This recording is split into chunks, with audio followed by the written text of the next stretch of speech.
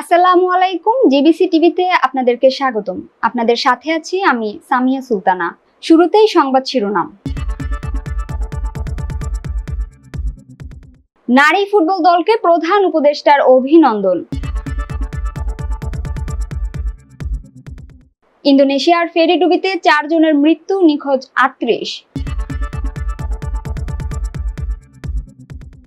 বাগেরহাটের মোংলায় দুর্যোগকালীন সময়ে উদ্ধার অভিযান নিয়ে কোস্ট গার্ডের তারুণ্যের উৎসব। কালা জাহাঙ্গীর হতে পারেন শাকিব খান। এতক্ষণ শুনছিলেন সংবাদ শিরোনাম, এবারে বিস্তারিত।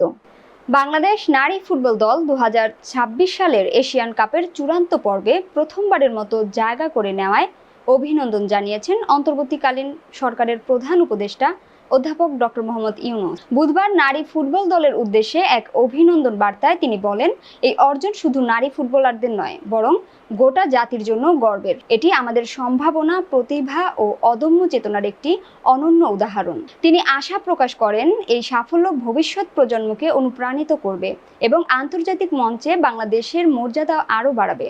বাছাই পর্বে গ্রুপের নিজেদের দ্বিতীয় ম্যাচে বাংলাদেশ 2-1 গোলে হারিয়েছে শক্তিশালী মিয়ানমারকে। বাংলাদেশের হয়ে 2টি গোলেই করেন ঋতুপর্ণা। গ্রুপ পর্বে নিজেদের প্রথম ম্যাচে বাহরাইনকে 7-0 গোলে উড়িয়ে দিয়েছিল টাইগ্রেসরা। তাই 2 ম্যাচে 2 জয়ে পূর্ণ 6 পয়েন্টে নিজেদের গ্রুপ পয়েন্টের তালিকার শীর্ষে আছেন বাংলাদেশ। ইন্দোনেশিয়ার বালি দ্বীপের কাছে একটি ফেরি ডুবে 4 জনের মৃত্যু হয়েছে।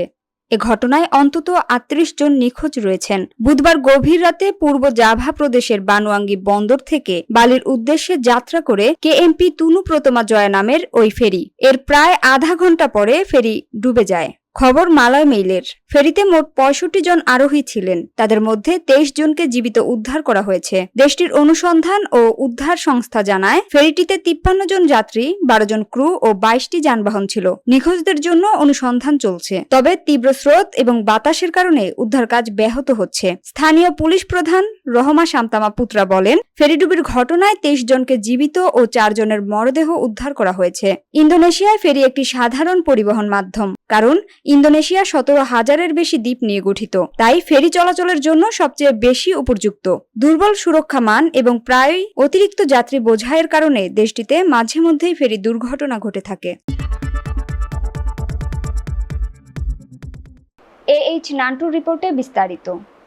মোংলায় দুর্যোগকালীন উদ্ধার অভিযান ও অগ্নি নির্বাপনী প্রশিক্ষণ কর্মশালা অনুষ্ঠিত হয়েছে। কোস্টগার্ড পশ্চিম জোনের উদ্যোগে বুধবার সকাল 9টা থেকে 11টা পর্যন্ত স্থানীয় বিভিন্ন শিক্ষা প্রতিষ্ঠানের শিক্ষার্থীদের নিয়ে এই কর্মশালা অনুষ্ঠিত হয়।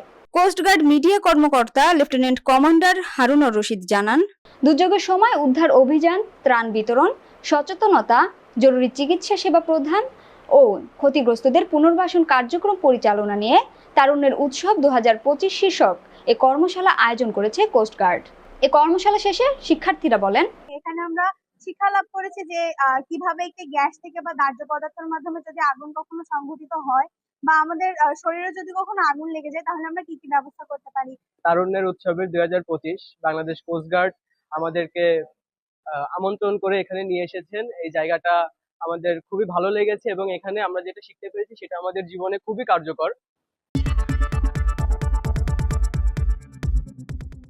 বিগত 2 বছর ধরে বাণিজ্যিক সিনেমায় বেশ ভালো করছেন শাকিব খান। তাণ্ডব, তুফান, বরবাদ দিয়ে পর্দা কাঁপিয়েছেন তিনি। তারই ধারাবাহিকতা এবার 90 দশকের ঢাকার আন্ডারওয়ার্ল্ড নিয়ে নির্মিত once upon a time in ঢাকাতে দেখা যেতে পারে ঢালিউড মেগা স্টারকে। জানা গেছে, ছোট পর্দার নির্মাতা আবু হায়াত মাহমুদ প্রথমবারের মতো পা রাখছেন বড় পর্দায়। তার পরিচালনায় তৈরি হতে যাচ্ছে once upon a time in Dhaka. 90 দশকের ঢাকার আন্ডারওয়ার্ল্ডের বাস্তব কিছু ঘটনাকে কেন্দ্র করেই এই সিনেমার গল্প লিখেছেন লেখক ও চিত্রনাট্যকার মেজবাউদ্দিন সুমন। প্রথম দিকে শোনা গিয়েছিল সিনেমাটির কেন্দ্রীয় চরিত্রে অভিনয় করবেন শরীফুল রাজ অথবা মোশাররফ করিম। তবে পরিচালক তখন সে গুঞ্জন পুরোপুরি নাকচ করেননি। বছর না ঘুরতেই নির্মাতা আনলেন বড়সড় চমক। সিনেমার মূল চরিত্র জাহাঙ্গীর এর ভূমিকায় থাকছেন ঢাকাই চলচ্চিত্রের শীর্ষ তারকা শাকিব খান। সংশ্লিষ্ট সূত্র জানিয়েছে, শাকিব খানের সঙ্গে প্রাথমিক আলোচনা, স্ক্রিপ্ট পাঠ, পারিশ্রমিক চূড়ান্ত সহ অধিকাংশ বিষয়ে সিদ্ধান্ত হয়ে গেছে। এখন শুধু আনুষ্ঠানিক চুক্তি স্বাক্ষরের অপেক্ষা। প্রতীক্ষিত সিনেমাটি 2026 সালের ঈদ উল ফিতর উপলক্ষে মুক্তি দেওয়ার পরিকল্পনা রয়েছে।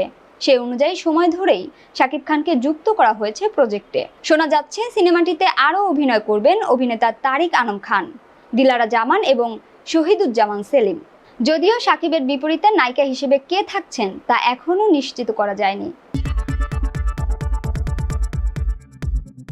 এতক্ষণ আমাদের সাথে থাকার জন্য ধন্যবাদ। পরবর্তী সংবাদ দেখার আমন্ত্রণ রইল।